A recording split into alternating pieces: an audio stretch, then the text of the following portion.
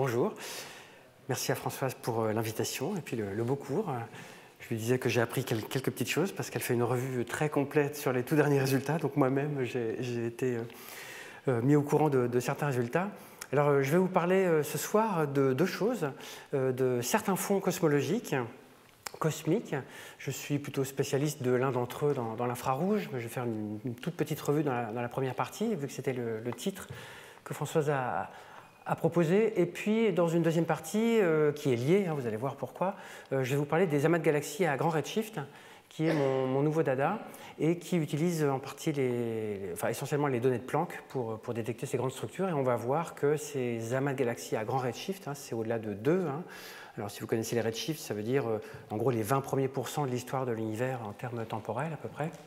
Comment ces grandes structures, ces premières grandes structures nous éclairent sur plutôt l'astrophysique, un peu moins sur la cosmologie. On espère à terme qu'ils nous renseigneront sur la cosmologie, mais ce n'est pas encore complètement gagné. Alors, je travaille effectivement à l'Université Paris-Sud, qui va devenir d'ici peu l'Université Paris-Saclay. Et puis, je vous ai mis une belle image qui a fait la couverture de Astronomy and Astrophysics, qui représente les données brutes du satellite Planck en multicouleurs, les 7 couleurs intermédiaires des fréquences Planck, et puis le fond cosmologique, qui a été l'objet de nombreuses études, et puis d'autres avant-plans, comme les amas SZ dont Françoise a parlé juste avant. Alors, j'aime bien commencer mes cours et mes conférences, y compris à mes petits étudiants de L1 de l'université, par proposer une question qui est à la fois naïve et très profonde. Pourquoi la nuit est-elle noire? Alors vous en avez probablement certainement déjà entendu parler dans cette illustre salle et cet illustre lieu. J'ai oublié de préciser qu'une partie de mes diapositives seront en anglais. Je parlerai en français, à l'évidence. J'espère que ça ne vous dérange pas trop. Ça mélangera un peu le français et l'anglais, mais mon discours sera en français. Alors, on a des traces de ce questionnement philosophique, finalement, pourquoi la nuit est-elle noire, dès le XVIe siècle, voilà, XVIIe, etc. Il y a de grands auteurs, et non des moindres, Halley, qui s'y sont frottés. L'idée, c'est de dire, voilà, on a l'impression qu'il y a une infinité d'étoiles, c'est une impression, évidemment, même si elles sont très lointaines, donc très très faibles, on ne les voit pas avec nos yeux. Et si on met une ligne de visée voilà, à n'importe quel endroit dans le ciel, peut-être que l'on tombera sur une étoile au bout d'un moment long, un temps long. Dès lors, si cette hypothèse est vraie, et vous verrez que ce n'est pas le cas évidemment, on peut s'attendre à ce que le fond du ciel soit vraiment constellé d'étoiles, mais vraiment chaque arc seconde carré soit constellé d'étoiles. Et donc le ciel devrait être clair, parce qu'il y a des étoiles, même si elles sont loin, au bout d'un moment, ça devrait nous arriver. Donc c'est connu historiquement sous le nom de paradoxe d'Olbers, parce que voilà, il est un petit peu réécrit. De nombreux auteurs, y compris des philosophes, des physiciens, etc., s'y sont frottés.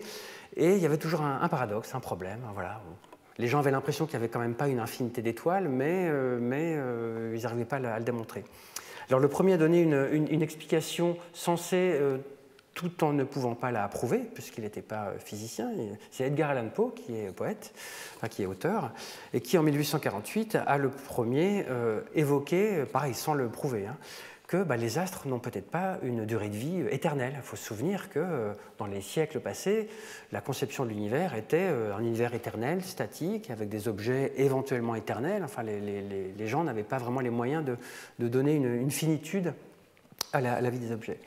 Et c'est Lord Kelvin, dans des conférences à la fin du XIXe siècle, qui a prouvé que les étoiles n'étaient pas éternelles. Alors même s'il ne connaissait pas la nucléosynthèse, c'est-à-dire la fusion thermonucléaire qui a cours à l'intérieur des étoiles, parce que ce n'était pas connu, mais il a utilisé une conversion chimique, donc il s'est trompé d'un facteur 100, mais le facteur 100 suffisait pour démontrer que la vie des étoiles était finie, en tout cas à un âge très faible par rapport à l'éventuelle éternité de l'univers.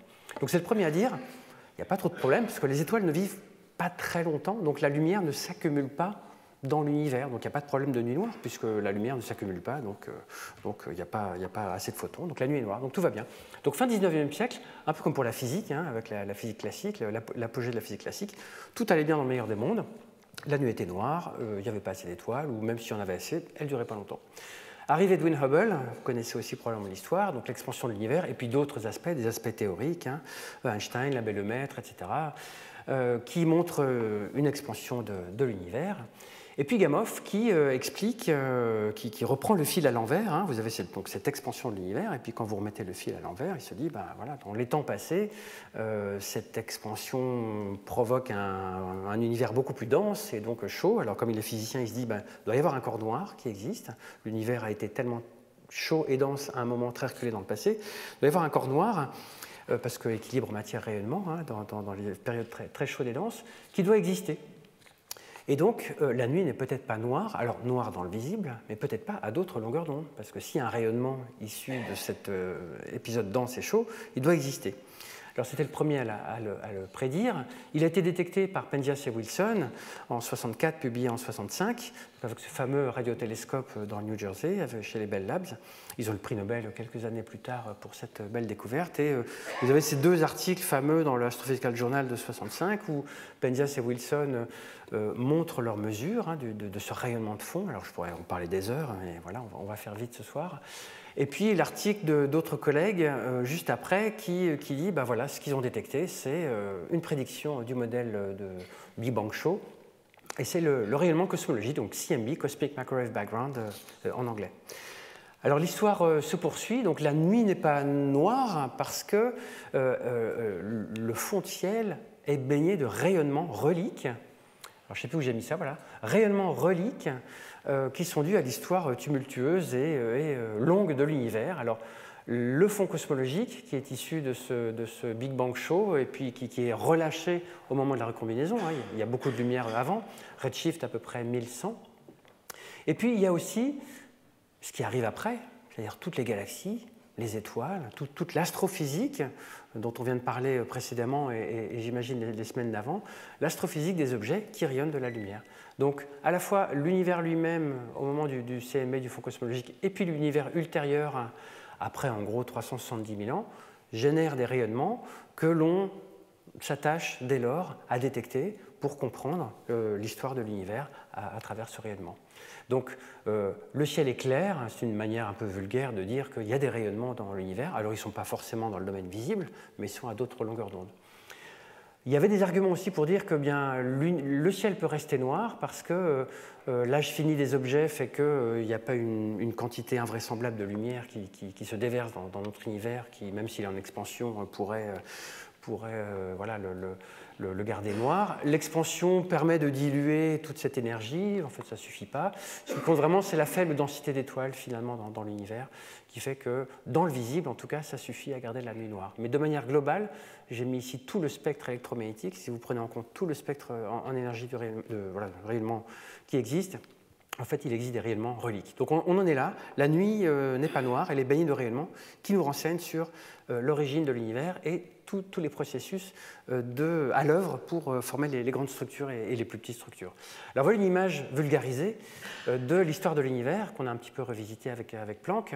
Donc avec l'inflation cosmique dont on commence à avoir des contraintes assez fortes, en tout cas des contraintes, ce qui est déjà bien, parce que quand même il se passe des choses à 10 puissance moins 35 secondes après le Big Bang, donc ce qui n'est pas rien. Alors les données de Planck notamment, mais d'autres expériences qui sont en cours, permettent de mettre des contraintes sur l'inflation cosmique. On cherche les fameux modes B, donc de polarisation, qui nous permettraient d'avoir l'échelle directe de l'inflation, mais alors ce n'est pas encore le cas, hein, c'est évoqué juste avant. Je pense que dans les prochaines années, enfin nous pensons que les prochaines années vont être extrêmement productives à ce sujet.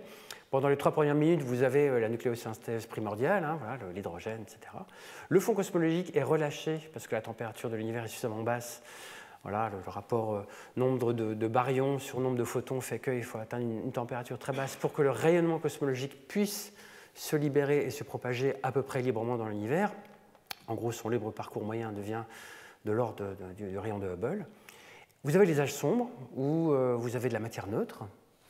Et puis les premiers objets apparaissent, donc on pense que ce sont les premières étoiles, qui sont quand même déjà dans des structures, qui rayonnissent complètement l'univers, et puis arrive cette période qu'on appelle voilà, la formation des structures, des grandes structures, et puis la formation et l'évolution des galaxies, jusqu'à aujourd'hui. Alors on a mis M. Planck parce que c'était fait dans le cadre des résultats du satellite Planck, hein, voilà, donc c'est pour ça qu'on a mis un petit clin d'œil au spectre du corps noir de M.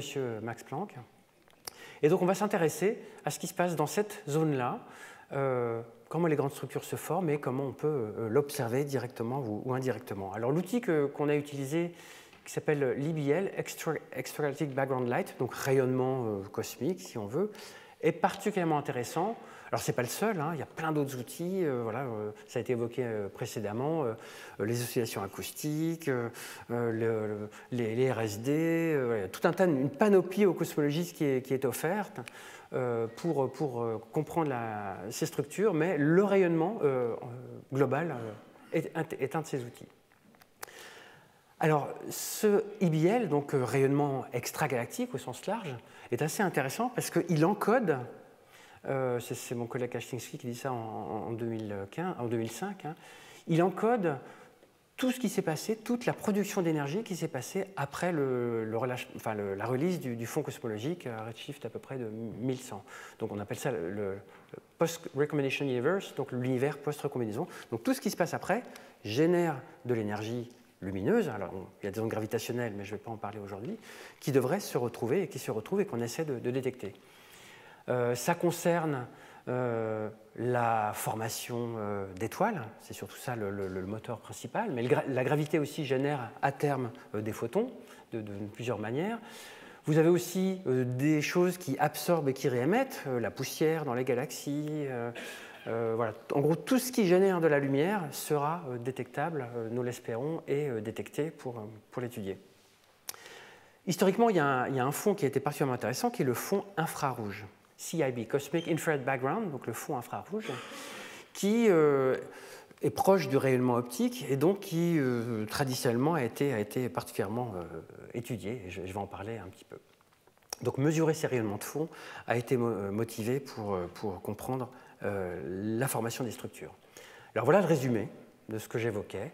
Sur plus de 20 ordres de grandeur en fréquence observée ou en longueur d'onde observée, si vous préférez, voilà à quoi ressemble l'univers en termes de spectre en dehors de notre Voie lactée. On a soustrait les rayonnements de notre système solaire, la lumière zodiacale pour l'essentiel. On a soustrait l'émission de notre Voie lactée, la poussière, la poussière interstellaire et toutes ces variantes. On a retiré aussi les amas de galaxies, enfin bref, voilà. On a retiré tout ça, et voilà ce que vous pourriez observer si vous étiez sur un vaisseau interstellaire hypothétique, bien loin de notre galaxie. Alors c'est une brillance de surface, hein, voilà, c'est une sorte d'intensité. Donc vous avez le fond cosmologique qui domine, c'est en échelle log. Hein. Oui, alors vous voyez, chaque tiret a un facteur 10. Donc le budget de photons dans l'univers est complètement dominé par les photons du fond cosmologique, hein, et de très loin. Il y a des facteurs 100 qui se baladent très facilement.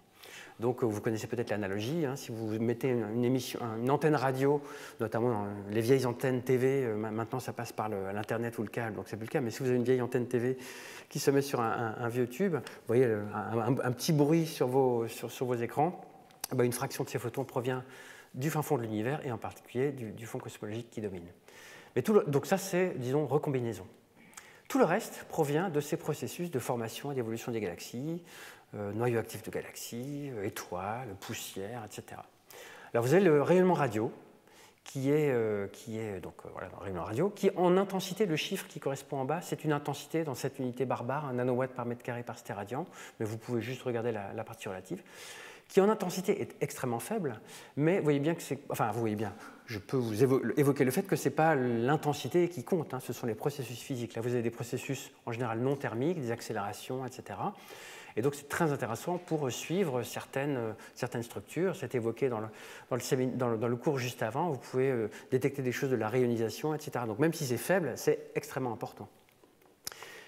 Ensuite, il y a des zones qu'on ne connaît pas très bien parce que le CMB en fait, est tellement fort qu'on a du mal à voir ces rayonnements de fond. Donc en fait, on ne sait pas. Donc là, on a un peu interpolé. Il y a ce fond infrarouge qui domine. C'est une découverte récente que je vais évoquer. Il faut que je regarde l'heure aussi. Dans peu de temps, qui domine en fait. Si vous résumez l'histoire de la formation et l'évolution des galaxies, c'est un photon infrarouge. C'est là où vous avez le plus d'énergie.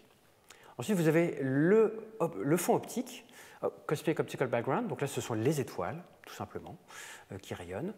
Dans l'UV, on n'arrive pas à voir grand-chose parce que c'est très vite absorbé. Dès que vous avez un peu d'énergie, il y a un peu d'hydrogène partout dans l'univers, et donc même si c'est rayonisé, vous n'allez pas très très loin. Donc là aussi, on a interpolé. Et puis ensuite, vous avez des rayonnements dans les rayons X et dans les rayons gamma. Alors ça va encore à plus grande énergie.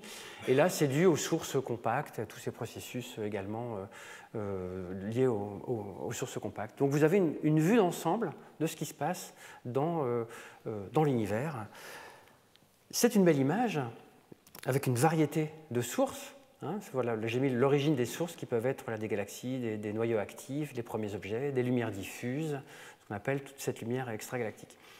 C'est une belle image, mais elle est dégénérée. C'est-à-dire que ce n'est pas cette image ou ce rayonnement qui va vous dire « Ah ouais, mais là, un redshift de 2, il se passe une formation d'étoiles très intense, et puis ensuite ça se calme à un redshift de 1 jusqu'à un redshift de 0. » C'est une émission intégrée. Donc à nous de nous débrouiller, d'avoir d'autres traceurs, d'autres informations, d'autres croisements, d'autres corrélations croisées pour retracer l'histoire de ce qui s'est passé. Donc c'est formidable, mais c'est loin de suffire.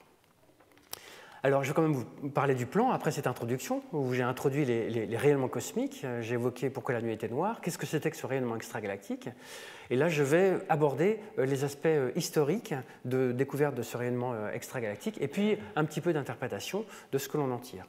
Et puis dans la deuxième partie, je vais vous parler d'une partie de ces sources qui contribuent au fond infrarouge extragalactique, ce fameux CIB, et ce sont les amas de galaxies à très grand redshift que l'on pense avoir détectés. C'est encore un travail en cours. Et je vais évoquer, dans l'essentiel du temps, une revue sur c'est quoi ces amas à grand redshift, pourquoi sont-ils intéressants. Et puis, dans la dernière partie, j'évoquerai comment nous, on pense les avoir détectés, ce qu'on est en train d'en faire. Et puis, j'évoquerai quelques perspectives avec Euclide et JWST, qui vont bien finir tous les deux par être lancés. Et puis, quelques conclusions et perspectives. Donc on continue avec le fond extragalactique, notamment l'aspect historique, que j'aime bien, parce que j'ai redécouvert ça il y a quelques années. On se retrouve il y a à peu près 50 ans en arrière, en 1967. Donc en 1967, le fond cosmologique a été détecté depuis 2-3 ans. Enfin, il a été compris et détecté comme tel. En fait, il avait été détecté avant, mais les gens ne s'étaient pas rendus compte. Donc vous avez un travail notamment par Zeldovich, qui est très connu en physique théorique. Et vous avez ici donc quelque chose qui ressemble à une fréquence, le fond cosmologique avec quelques petits points, des radiogalaxies, ça c'est une prédiction, et puis ce sont les premiers à se dire, ben voilà, les étoiles contribuent dans l'univers, pareil c'est une brillance, watt par mètre carré par stéradian, quelque chose d'équivalent. Il y a des étoiles qui sont présentes dans l'univers, donc on les met là à peu près, et puis il doit y avoir, vous voyez, dust. Dust, c'est la poussière dans la galaxie. Les premiers travaux avaient déjà identifié que dans les galaxies, il n'y a pas que des étoiles qui rayonnent dans l'UV et le visible, mais il y a des molécules interstellaires qui absorbent le rayonnement UV et visible, se réchauffent et réémettent tout dans l'infrarouge. Donc c'est assez fort de voir que le tout premier travail, alors il y en a peut-être d'autres, si vous en connaissez d'autres, mais moi c'est le premier travail que je connais, 67, qui évoque l'émission des galaxies en termes diffus, c'est-à-dire en termes complètement intégrés, et les premiers à dire qu'il y a peut-être l'existence d'un fond infrarouge, et ce sont les premiers à dire qu'il était beaucoup plus grand que le rayonnement visible. Alors, toujours en 67, Partridge et Peebles ont fait des choses un petit peu plus précises. Alors oui, dans ces graphes, on va devoir aller de gauche à droite et de droite à gauche, parce que certains représentent en longueur d'onde et d'autres en fréquence. Donc tantôt le CMB à gauche, tantôt il est à droite. Vous repérez le CMB pour savoir qui est qui. Une petite gymnastique à faire, au bout d'un moment on s'y fait. Mais bon. Donc le fond cosmologique est là. Ils ont mis tout un tas d'avant-plans qui nous gênent, que moi je n'ai pas mis, c'est la lumière zodiacale, la galaxie, la Voie lactée, etc., que nous maintenant on connaît un petit peu mieux, et à l'époque ils étaient donc les premiers à le prédire. Et puis ils se sont dit quand même 7A et 7B, ce sont des raies, d'atomes dans toutes les galaxies. Donc c'est une sorte de fond de galaxie. Ils se sont dit voilà, ça doit être présent. Dès 67 aussi, on voit que les choses se mettent en place. Théoriquement, les collègues ont prédit la présence de rayonnement, même si les valeurs diffèrent. Alors en 74, ça c'est moi qui ai scanné ça de Jean-Loup Puget. Alors là, on est toujours en longueur d'onde.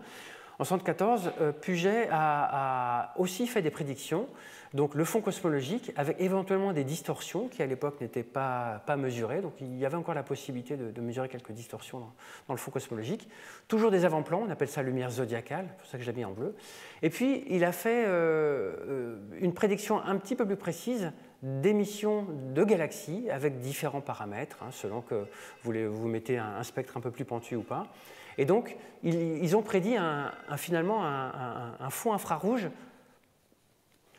non pas du même niveau que le fond cosmologique, mais quand même, toujours en log ici, de manière quand même très notable, très intense.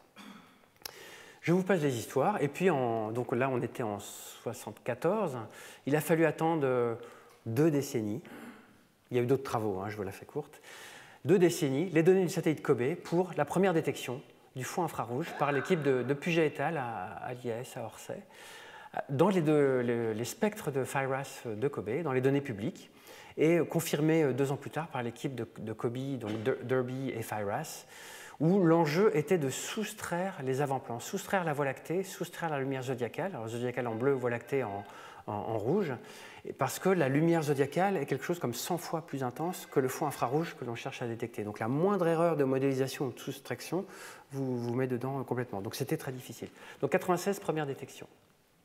Voici l'état de l'art dans les années 2000, alors toujours un spectre, intensité sur le ciel et puis ici en longueur d'onde. Ce qu'ont fait mes collègues Hauser et Lidwek, ils ont mis en jaune les zones d'incertitude. Alors les données ont augmenté, le Space Telescope a volé, etc. Il y a plein de meilleures données. Mais vous avez toujours des facteurs 10 qui se baladent dans certains domaines. La zone d'incertitude en jaune ici est un facteur 10. Alors pourquoi les gens se sont excités à mesurer ça? Parce qu'un facteur 10, dans les modèles d'évolution des galaxies, c'est beaucoup. Vous pouvez mettre beaucoup plus ou beaucoup moins de galaxies selon la barre que vous utilisez. Donc les collègues et les équipes ont vraiment cherché pendant un certain temps à réduire ces barres d'erreur, parce que sinon on faisait passer tout et n'importe quoi dans les modèles de galaxies. Alors c'était pratique, on faisait un peu ce qu'on voulait, mais ce n'était pas très contraignant. À la fin des années 2000, là il se trouve que c'est un de mes travaux, on a réussi à contraindre pour la première fois de manière très forte à l'endroit du pic du fond infrarouge les mesures. Alors les données d'avant, elles étaient à peu près ici, donc il y avait des gros facteurs qui se baladaient. Et nous, grâce au satellite Spitzer, on a vraiment contraint fortement. Et puis il y a cette image un peu célèbre pour ce domaine, qui est le spectre du fond cosmologique, le spectre du fond infrarouge et du fond optique, dont j'ai repris les résultats de la littérature, mais les données qu'on avait obtenues permettent de contraindre le pic de manière très efficace. Et pour la première fois, on a montré de manière vraiment, dans les barres d'erreur très fines, que le fond infrarouge était plus important que le fond optique.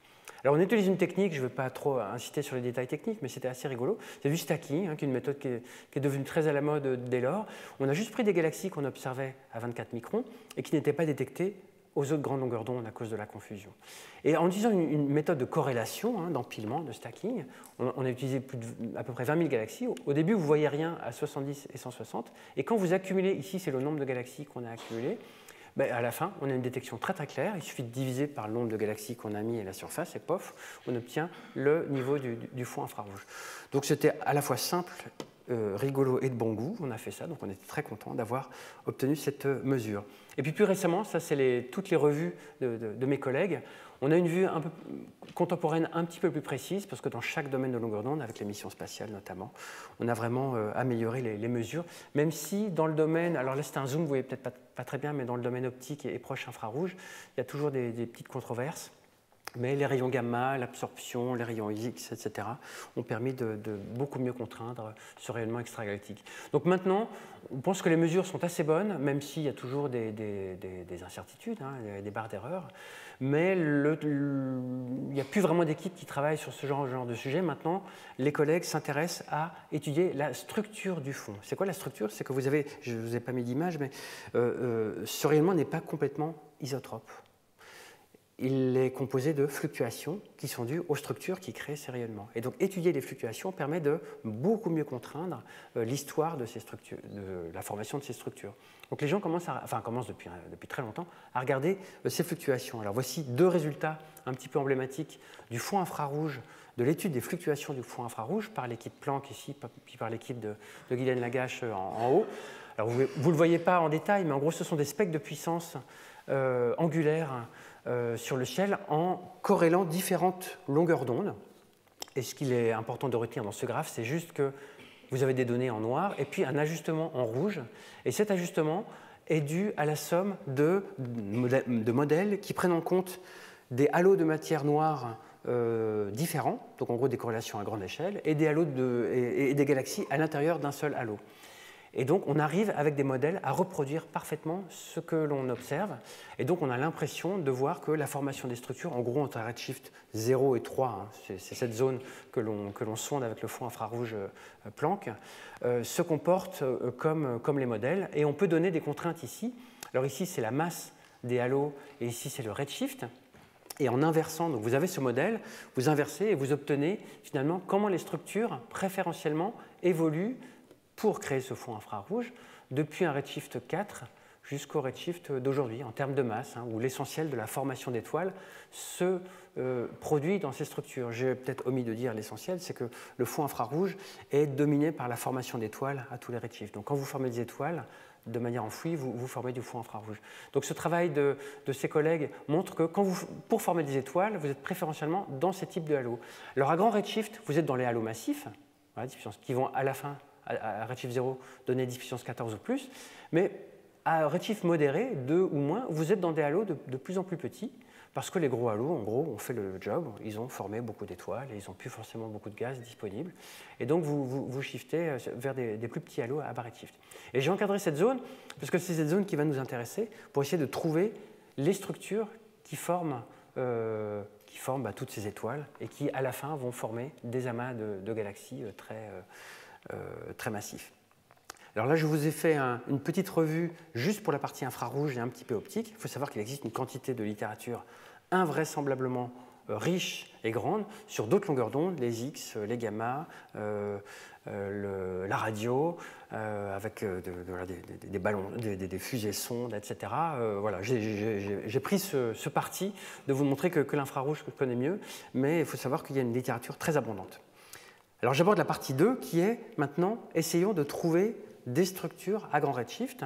Alors on en connaît beaucoup, hein, les galaxies maintenant vont jusqu'à des redshifts 9, alors peut-être 10, je n'ai pas suivi les derniers travaux. Mais en termes d'amas de galaxies, c'est un petit peu plus contrasté parce que les amas de galaxies sont des bouées, j'aime bien cette analogie, des bouées qui nous disent là il y a de la matière, là il se passe quelque chose. Ce sont les plus grosses structures. Alors voilà une image du ciel telle qui est prise par le Hubble Space Telescope de manière très récente. Hein. Quand vous observez une zone du ciel où il n'y a pas grand-chose, vous avez beaucoup de galaxies qui ont différentes couleurs, y compris des galaxies rouges là, qui sont très lointaines. Voilà, vous avez plein de galaxies, voilà, on arrive à les mesurer. Maintenant, si vous observez avec le même Space Telescope dans un amas de galaxies, voilà ce que vous avez. Ça, c'est un amas de galaxies qui est relativement proche. Hein. Vous avez une quantité de matière baryonique incroyablement élevée. Hein. Vous avez, alors je ne sais plus combien ça pèse, avec la matière noire, puissance 15 masse solaire ou 14, je ne me souviens plus de la masse de cet amas, qui est répartie à peu près de cette matière-là, hein, essentiellement de la matière noire, des baryons chauds, et puis un tout petit peu, tout ce que vous voyez, en fait, c'est rien, c'est 5% ou moins, hein, ce sont les galaxies qui sont là, avec des jolis effets de structure d'Einstein, hein, des anneaux d'Einstein qui sont dus au lentillage gravitationnel fort de sources d'arrière-plan, et puis il y a plein de lentilliage faibles, mais là on ne le voit pas nécessairement. Donc les amas sont des grosses structures. Voici aussi une belle image qui a été évoquée dans les cours précédents, hein, avec en coloré le gaz chaud, et donc vu dans les rayons X, là où l'essentiel des baryons sont, et puis l'image qui représente les galaxies. Ça c'est rayons X et domaine visible. Là ce sont des amas vus dans le millimétrique, avec l'effet Sonia-Zeldovich, c'est-à-dire que vous prenez de la lumière du fond cosmologique qui vous arrive de derrière, qui arrive dans le gaz chaud des amas de galaxies ici, et par un effet Compton inverse, les photons du fond cosmologique sont accélérés, enfin en tout cas gagnent de l'énergie, et c'est pour ça qu'à certaines longueurs d'onde, dans le fond cosmologique, on les voit en brillant, ça c'est dans Planck, et puis avec, je crois que c'est SPT ici, on les voit en sombre parce qu'on a une longueur d'onde un petit peu plus décalée, mais en tout cas on voit des sources ponctuelles qui sont les amas de galaxies dans le fond cosmologique, donc c'est très facile de les voir, et ça on mesure voilà, la masse assez directement, même s'il y a des controverses, même si c'est très compliqué. Et alors avec SPT, ils vont à des redshifts, je ne le montrerai pas, mais ils vont à des redshifts assez conséquents. Avec Planck, on s'arrête à peu près à 1. Alors, Planck a donné ses tout derniers résultats récemment, hein, Planck 2018, avec des paramètres cosmologiques, des incertitudes qualifiées, plutôt faibles, avec voilà, un camembert cosmique. Et ça nous aide à poser le décor, en quelque sorte. Les paramètres cosmologiques, même s'il y a des tensions qui ont été évoquées, finalement, je ne les aborderai pas aujourd'hui, ça pose le décor, on a des constantes de Hubble, on a des sigma 8, des oméga m, etc. Et ça nous permet de dérouler un modèle et de voir comment les autres données se comparent avec ça. Et voilà, qu'est-ce qu'on peut défier, qu'est-ce qu'on peut prouver, voilà, ça va être ça le but. Alors parmi les questions qui se posent, étant donné ce contexte, il y a une question un peu fondamentale qui est ici la fonction de masse. Vous avez la masse des structures, en log ici, leur nombre, pardon, le nombre des structures et la masse ici, la masse totale. Et vous avez en symbole des données qui proviennent de différents surveys, et puis en coloré différents modèles et différentes simulations. En gros, hein, ça fait une courbe un petit peu comme ça, arrondie. Soit, c'est ce qu'on observe et c'est ce qu'on prédit. Manque de peau, ce qui est, disons, prédit par les halos de matière noire ou le rapport universel de baryon dans l'univers, c'est cette droite. Donc on essaie de comprendre comment de cette droite, on arrive dans les galaxies à avoir quelque chose de courbé. En gros, quels sont les processus physiques qui font qu'à petite masse, il y a quelque chose qui fait que les galaxies ne sont pas assez nombreuses pour retomber sur la fonction de masse de matière noire, et qu'est-ce qui fait qu'à très grande masse, pareil, il y a un déficit, il y a moins d'amas voilà, par rapport à ce qu'il devrait y avoir si on avait tout été scalé de la même manière que les halos de matière noire. Alors c'est une question qui est très très ancienne, hein, qui est toujours d'actualité, mais il y a plein d'explications qui existent. Les effets de rétroaction, différents effets de rétroaction, voilà, en fonction de la masse, les AGN, etc. Les amas de galaxies, comme ici on est à grande masse, peuvent donner une réponse, et en particulier une réponse à grand redshift, parce que là on peut sonder les halos assez facilement à grand redshift, parce qu'il suffit de trouver un amas pour savoir que c'est un halo massif. Donc je vais m'intéresser aux amas de galaxies, plutôt à grand redshift, pour essayer de donner des contraintes, même si à ce jour, moi en tout cas, je n'en donne pas. L'état de l'art sur les amas de galaxies est bien représenté dans cette revue de Overzee, qui est très bien faite en 2016. Il a représenté, en fonction du redshift, jusqu'à 8, les amas connus ou supposés, parce que les structures à très très grand redshift sont quand même difficiles à mesurer. Alors, il a mis plusieurs symboles. Alors, les amas rouges sont les amas détectés en rayons X, qui s'arrêtent assez tôt en redshift. Il y a les amas Planck et SPT qui sont détectés par effet Sonia-Zeldovich, donc qui vont jusqu'à vers 1 pour Planck et puis 1,5 pour SPT, parce qu'il a une PSF, enfin une largeur angulaire, enfin une résolution angulaire à peu près 4 ou 5 fois meilleure que Planck, donc ils arrivent à détecter des amas plus lointains, parce qu'il y a moins de dilution.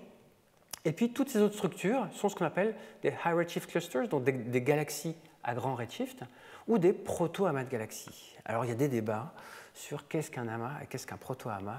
Je vais même co-organiser des conférences sur qu'est-ce qu'un amas et qu'est-ce qu'un proto-amas. Alors, il n'y a pas vraiment de consensus, mais en gros, pour faire simple, ça tombe bien, c'est la slide d'après.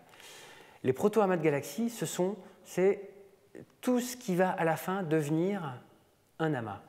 Alors j'ai mis plusieurs, enfin c'est pas moi, c'est Muldrew 2015 qui a mis plusieurs lignes. La colonne de gauche c'est redshift 2, milieu redshift 1 et aujourd'hui redshift 0. Et vous voyez que ce qui va à la fin donner un amas de grande masse, 15,4 en log de masse solaire, en fait quand vous allez dans le passé, c'était une grande structure qui avec le temps évidemment s'est effondrée dans le puits de potentiel que fait cet amas. Donc cet amas que l'on voit aujourd'hui S égale 0 était en fait une très très grande structure. Alors je ne sais plus si on a mis la taille, oui c'est ça, genre 40 mégaparsecs, c'est quand même pas rien. Et c'est ce qu'on appelle un proto-amas, c'est-à-dire une structure très diffuse qui à la fin va donner un amas. C'est très difficile à observer parce que les galaxies ne nous disent pas dans 8 ou 10 ou 12 milliards d'années, je vais être dans tel amas. C'est à nous de nous débrouiller tout seuls comme des grands.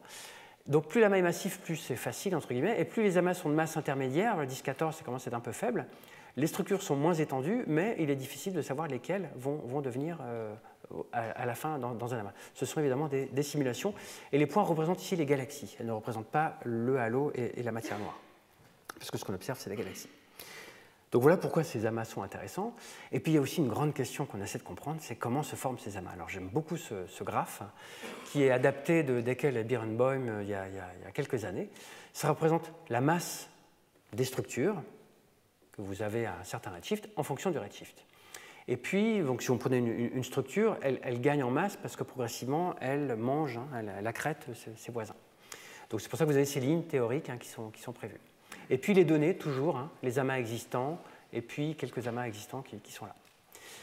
Mais ils ont mis plusieurs zones, parce que pour créer des amas, évidemment, vous accrétez des halos de matière noire, mais vous avez des galaxies à l'intérieur.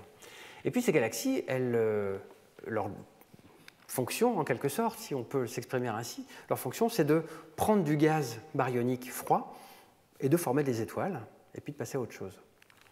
Et donc, c'est ce qu'on essaie d'observer. Alors, les modèles théoriques vous disent que quand vous êtes en dessous de 10-12 masses solaires, à peu près, autour de vos puits de potentiel, vous avez du gaz froid de baryon. Donc, le gaz froid, c'est facile, il peut se condenser sur les galaxies et puis former des étoiles. Je résume de manière outrancière tous des processus physiques non linéaires extrêmement complexes. Mais c'est un peu l'idée. Quand vous êtes dans ce triangle un petit peu, cette zone à droite, vous avez du gaz froid, pense-t-on, qui arrive à s'insérer dans un milieu chaud qui est déjà le milieu chaud des amas de galaxies, parce que vous avez déjà un fort pic de potentiel. Mais vous arrivez quand même à alimenter les galaxies qui peuvent former des étoiles. Et puis, dans cette zone ici, hot, on pense que le milieu est tellement chaud qu'en fait, vous ne pouvez plus vraiment former des étoiles dans les galaxies de ces amas. Donc là, c'est la partie astrophysique, pas cosmologique, mais la partie astrophysique des amas de galaxies qui est très intéressante parce qu'on voudrait essayer de suivre l'évolution des amas en fonction du redshift et des processus physiques des galaxies dans ces amas pour savoir si vraiment là, elles forment beaucoup d'étoiles grâce au gaz froid qui les alimente. Et est-ce que tout est stoppé là, finalement? Est-ce que les galaxies sont finalement mûres? Elles n'ont plus de gaz froid qui les alimente et donc elles vieillissent et puis elles viennent rouges et vieilles comme on les observe ici aujourd'hui à bas redshift. Alors il y a toujours des galaxies qui forment des étoiles mais elles sont à la périphérie et ça compte pour pas beaucoup par rapport à la masse totale. Donc c'est ça qu'on essaie de comprendre, la formation des grandes structures, la formation d'étoiles dans ces grandes structures parce que ce sont des processus physiques assez intéressants à étudier et qui ont été étudiés pour la formation stellaire à petite échelle. Donc on essaie de voir si les processus qu'on a à peu près compris s'appliquent aussi à très grande échelle. Et donc nous, on va s'attacher à observer cette région à redshift d'à peu près 1,5 jusqu'à 3. D'abord parce que c'est plus facile de faire ça entre 1,5 et 3 qu'au-delà. Mais surtout, on est dans cette zone de transition. C'est-à-dire que pour une masse donnée, selon le redshift, vous pouvez toujours former des étoiles, puis à un moment, vous êtes tellement chaud que pof, ça s'arrête. Donc on voudrait essayer de voir comment les galaxies forment des étoiles dans ces structures. Est-ce que ça s'arrête, comme prédit ici, ou est-ce que non? Est-ce que ça dépend de la masse, etc. Alors par ailleurs, on connaît déjà beaucoup de choses. On sait que, voici le redshift et la densité de formation d'étoiles donc par mégaparsec cube, ça c'est la fameuse revue de Maddow et Dickinson, tout ça est toujours en log. On sait que, ça a été observé depuis des décennies maintenant, que le pic de formation d'étoiles dans l'univers est à peu près un redshift 2, c'est-à-dire 10 gigayears dans le passé. On appelle ça le cosmic noon, donc le midi cosmique, midi au sens où c'est là où l'univers, vraiment par mégaparsec cube, formait énormément d'étoiles. Conséquemment, quand vous formez des étoiles, la masse stellaire, elle augmente. Plus vous formez d'étoiles, plus vous transformez les gaz froids en étoiles. Et puis, comme vous êtes ici au maximum, après, vous êtes un petit peu moins efficace. Donc la masse stellaire augmente toujours, mais moins fortement que quand vous êtes sur cette partie-là. Donc on essaie de voir, avec les amas de galaxies, où est-ce qu'on se situe? Est-ce qu'on est plus efficace, moins efficace que ces données qui proviennent de galaxies un petit peu aléatoires, donc on appelle ça des galaxies de champ, où il n'y a pas forcément de densité qui est prise en compte. Il y a quand même eu beaucoup de travaux dans le passé. Ici, je présente toujours la formation d'étoiles, la densité de formation d'étoiles en fonction du redshift, mais pour des structures qui sont des proto-amas de galaxies. Alors vous avez ici la formation d'étoiles standard qui provient du graphe d'avant, qui est ici, le cosmic noon, donc voilà, en fonction du redshift. Là, c'est tout ce qui se passe pour des grands ensembles de galaxies, donc ça a été représenté ici. Et là, des proto-amas de galaxies. Alors évidemment, la zone est plus petite, mais la densité de formation d'étoiles dans ces zones est des ordres de grandeur supérieurs.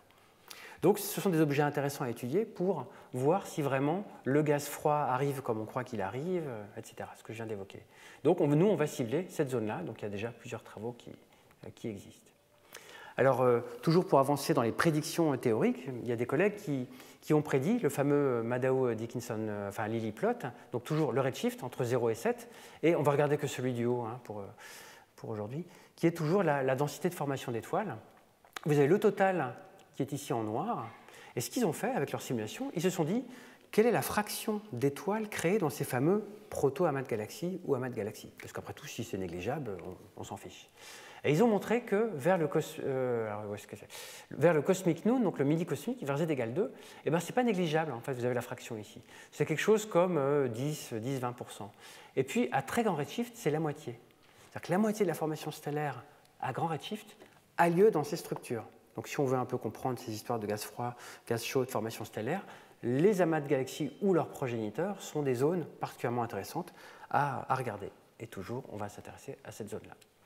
Alors, les scénarios qui émergent sont les suivants. J'ai pris deux articles de la littérature, mais ils se ressemblent, hein, donc on va prendre celui du haut. Vers un redshift à peu près de l'ordre de 3, vous avez la phase de croissance, donc les galaxies bleues, elles forment beaucoup d'étoiles, vraiment à fond. Et puis, tout ça se met dans des halos qui fusionnent. Entre redshift 2 et 3, tout ça fusionne et vous commencez à avoir des grosses galaxies rouges qui ont arrêté leur formation stellaire, les fameuses galaxies les plus brillantes du centre des amas. Vous avez encore un peu de formation stellaire, c'est un petit peu réparti, mais ça commence à s'éteindre dans le centre. Vous commencez à épuiser le gaz disponible. Et puis, en dessous de 2, là, vous arrivez à une image que l'on connaît des amas à plus bas redshift, où au centre de l'amas, il ne se passe plus grand-chose en termes de formation stellaire, mais vous avez des galaxies massives, rouges et vieilles et mortes. Et puis la formation stellaire a toujours lieu, mais dans des plus petites structures, hein, comme on l'a vu, en termes de masse, et puis à l'extérieur. C'est à peu près pareil dans le schéma dessous. Voilà, c'est très attrayant, c'est étayé par plusieurs types de données, mais voilà, c'est basé sur un exemple, et là, c'est une prédiction théorique, donc il y a de quoi faire. Alors, l'état de l'art en termes d'observation, parce que moi, je suis plutôt côté observation, c'est qu'on a détecté déjà pas mal de grandes structures, et les équipes françaises sont plutôt bien placées, parce que tout ce que j'ai mis, quasiment tout ce que j'ai mis ici, provient d'équipes françaises, et d'Île-de-France en général. Donc là, il y a l'équipe du CEA qui a détecté un superbe amas à redshift 2.5 qui forme énormément d'étoiles, détecté avec Herschel très facilement. Enfin, voilà, c'est une très belle structure. Vous avez les travaux de Simona Mei à l'Observatoire aussi qui a détecté plusieurs structures autour de radiogalaxies à redshift 2. Ça, ce sont d'autres équipes qui détectent grâce à l'émission submillimétrique et puis ALMA, ouais, des images ALMA absolument extraordinaires, à redshift de 4. Là, vous avez aussi une équipe CEA et chilienne qui a aussi détecté un autre amas à z égale 2. Mais alors, cet amas, il est déjà très mûr, il forme quasiment plus d'étoiles. Donc, vous voyez, on a aussi un bestiaire, une zoologie d'amas. On peut dire, c'est simple, au-delà de z égale 2, il n'y a que des amas en formation qui forment des étoiles, tout va bien. Ben non, celui-là ressemble, à s'y méprendre, à un amas très vieux, comme s'il en existe à z égale 0,3, à peu de choses près. Hein. Donc c'est ça qui est à la fois rigolo et compliqué. Là, l'équipe plutôt de l'IAP, ou en radio aussi, avec l'Australia Telescope Compact Array notamment, ont détecté des réservoirs géants de gaz moléculaire froid autour d'amas. Ce sont ces trucs, je crois que c'est ce qui est bleu ou rouge, je ne sais plus trop. Des réservoirs géants, tout comme, alors il y a d'autres travaux par l'équipe du CEA, où ils détectent des quantités invraisemblables de gaz froid. Donc ça corrobore un petit peu ce scénario, mais qui reste à consolider. Et puis là, d'autres travaux aussi, à z égale 2. Alors, il y a toute une littérature très abondante. J'en ai ici mis quelques-uns. J'ai presque tout lu, voilà, mais je ne veux pas passer 1h30 à vous raconter ça. On peut en tout cas classifier les amas à peu près en 3 grands groupes en termes de détection. Les premiers, ce sont les amas détectés typiquement dans le visible et l'infrarouge proche, qui sont dominés par la masse stellaire, donc ce sont des vieilles galaxies, des galaxies elliptiques, et qui sont détectés en gros par surdensité, voilà les techniques classiques.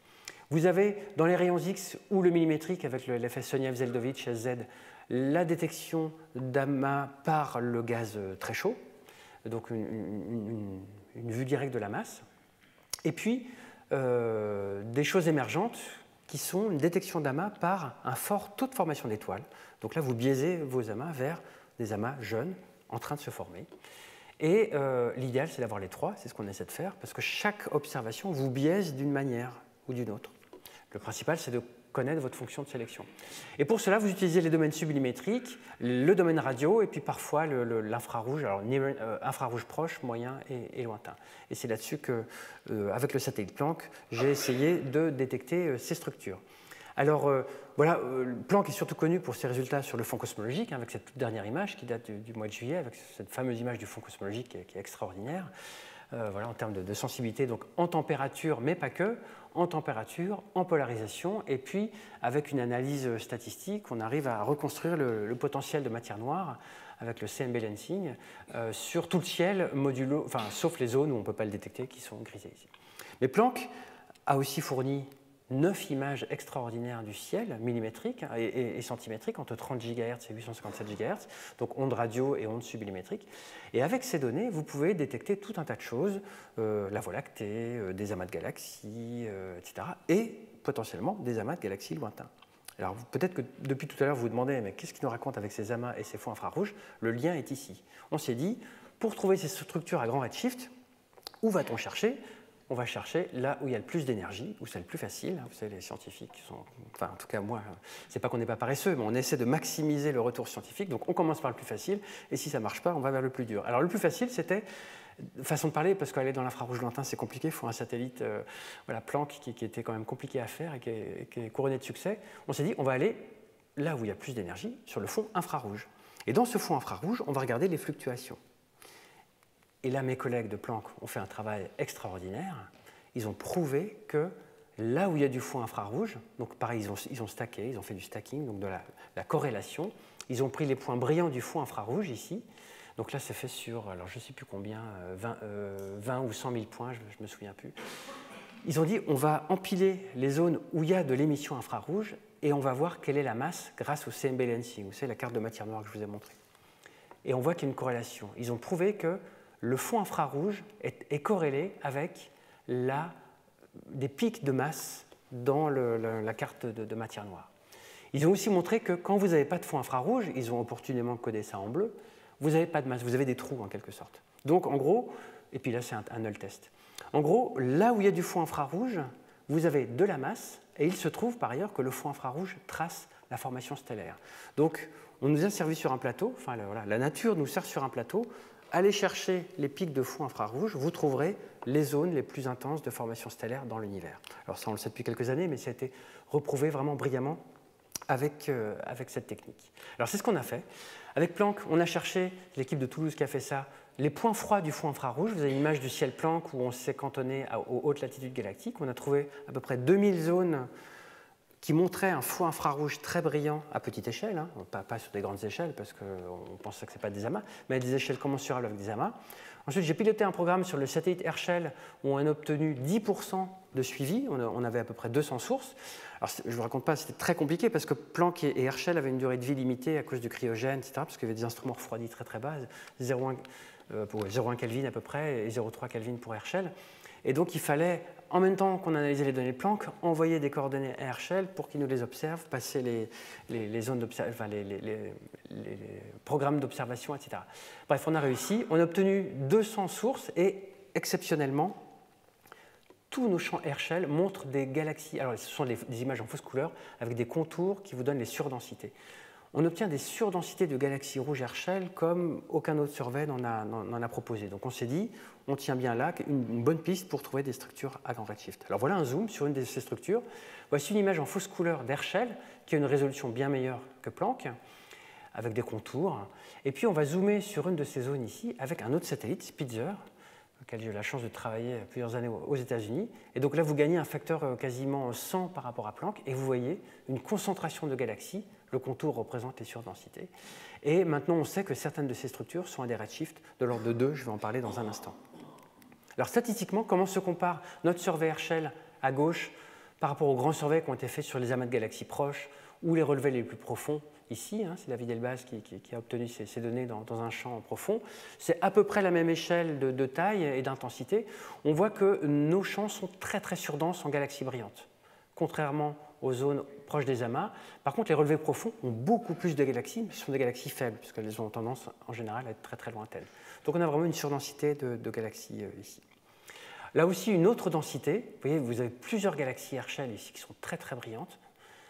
Pour ceux qui connaissent, voilà, c'est au-delà de 100 millijansky, c'est vraiment très très brillant. Et on a eu du temps ALMA qui nous a permis de voir ce qui se passait. Et on a toute une ribambelle de galaxies. Alors on ne sait pas encore trop ce qu'elles sont, mais il y a plein de galaxies. On pense qu'il y a plusieurs redshifts qui se superposent. Hein. On pense qu'il n'y a pas qu'une seule structure.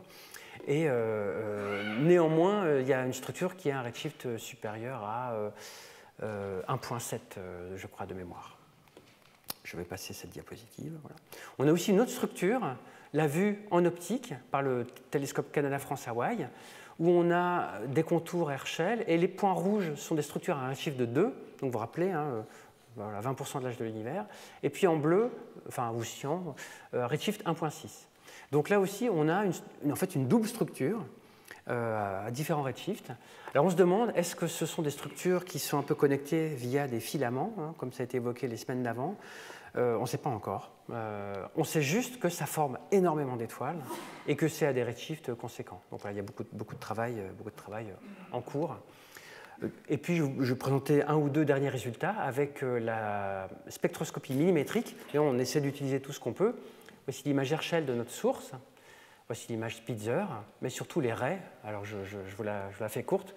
On a un redshift de 2,55 avec 2 raies de CO, et on arrive à voir donc que ces structures sont vraiment enfin, les galaxies sont confirmées à très grand redshift, ce qui est pour nous une belle avancée. Et là aussi, on va essayer de publier ça, une structure à encore plus grand redshift. Donc si on met de manière préliminaire, c'est mes collègues, hein, Clément Martinache, etc., qui font ça. Vous vous rappelez, taux de formation d'étoiles en densité en fonction du redshift. Vous avez la littérature qui donnait des sources qui forment beaucoup d'étoiles, et puis là, les galaxies standards. Donc à confirmer, hein, si le redshift on a un redshift confirmé, mais on doit encore consolider ça, mais on se situerait, pareil, dans des zones communes à d'autres structures. Les ordres de grandeur sont à peu près bons. On a aussi de l'imagerie millimétrique, mais là aussi c'est en préliminaire. Je vais poursuivre avec Euclide et puis la conclusion, j'en ai bientôt fini. Euclide va être lancé en 2022, il se trouve que je fais partie de cette collaboration, et on s'est très vite rendu compte que les galaxies qu'on avait observées avec Planck, Herschel, Spitzer, LIRAM, ALMA, etc., étaient en fait assez brillantes. Elles ne sont pas exceptionnellement faibles, très lointaines. Redshift 2, c'est plus très loin pour les instruments d'aujourd'hui. Donc on s'est vite rendu compte que, voilà, ce sont mes étudiants qui ont fait ça, on a mis sur un spectre, hein, vous avez la longueur d'onde ici, puis l'intensité que vous pouvez recevoir sur une caméra. On a fait une sorte de moyenne ici. On s'est rendu compte que ces galaxies étaient très brillantes, elles étaient bien au-dessus de la limite de détection de Euclide dans le visible et dans l'infrarouge. Ça, c'est la limite de détection. Donc avec Euclide, vous pourrez détecter ce qu'il y a au-dessus, pas en dessous, selon le survey qu'on prend.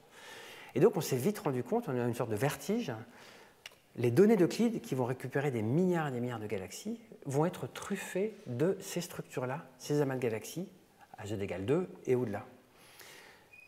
À ce jour, on ne sait pas comment les détecter dans les données Euclide, parce que vous aurez un ramassis de galaxies, mais elles ne nous diront pas, là c'est un amas, là c'est pas un amas. Donc on est en train de travailler sur comment les détecter à gros redshift. À redshift inférieur à 2, il y a des techniques qui existent et qui sont évaluées avec des simulations, mais à Z au-delà de 2, on est encore en train d'y travailler. Donc il y a des perspectives extraordinaires, voilà, on a encore quelques années avant le lancement en 2022 pour être prêt à analyser les données. JWST, qui est le successeur de Hubble pour la NASA et l'Agence spatiale européenne notamment, lui observe dans l'infrarouge proche et moyen. Et je vous ai mis ici un spectre, longueur d'onde, intensité, et des spectres de galaxies.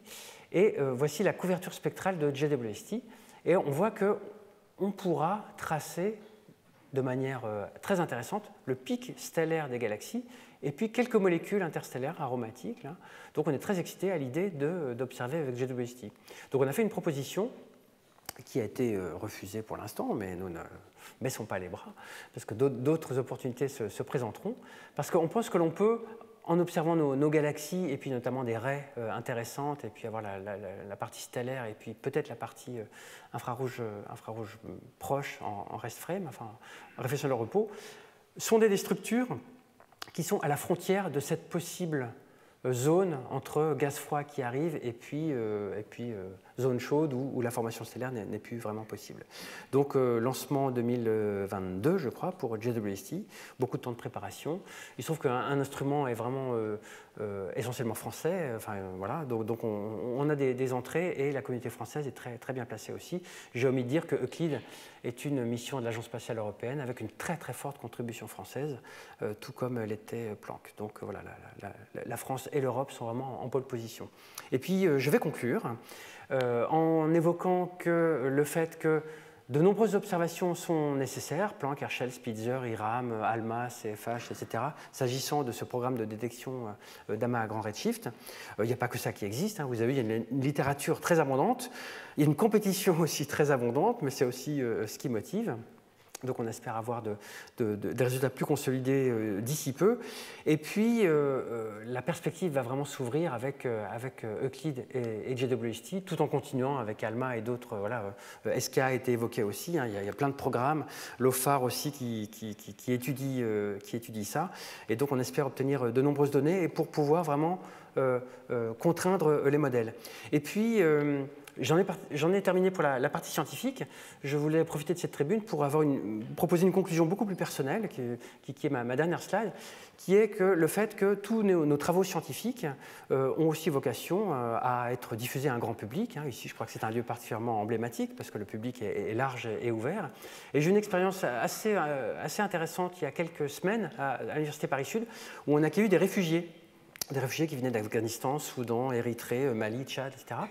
Et si on m'avait dit il y a quelques années que je parlerais du fond cosmologique, c'est quelqu'un qui a pris la photo, voilà, là ce sont des Afghans, j'aurais pas cru, mais en fait c'est possible. Donc en fait on voit aussi que la science peut être aussi un vecteur de rapprochement des peuples, parce que la science fait partie de la culture, et la culture est commune à tous les humains.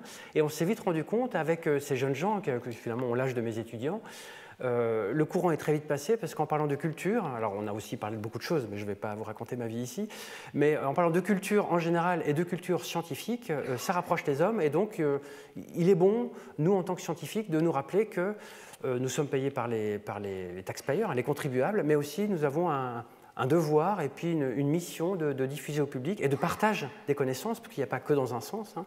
L'échange avec les citoyens est très important. Et puis que la science est un jeu collectif, ce n'est pas juste une personne qui a une bonne idée et qui fait ça tout seul dans son coin, et que notre science et la culture en général a fait du bien à nos sociétés qui sont un petit peu bouleversées, et donc j'espère que la science participe de ça. Aussi un truc intéressant avec les jeunes, c'est que la curiosité est absolument universelle, voilà, elle n'a pas de genre, de culture, de milieu social, et donc c'est un facteur majeur de levier pour avoir une société peut-être un peu meilleure. Et donc voilà, donc, je vous encourage à continuer à participer à ce genre de séminaires publics et puis à impliquer les scientifiques que vous connaissez à en faire parce que c'est, je pense, intéressant pour nos sociétés. Merci de votre attention et bonne soirée.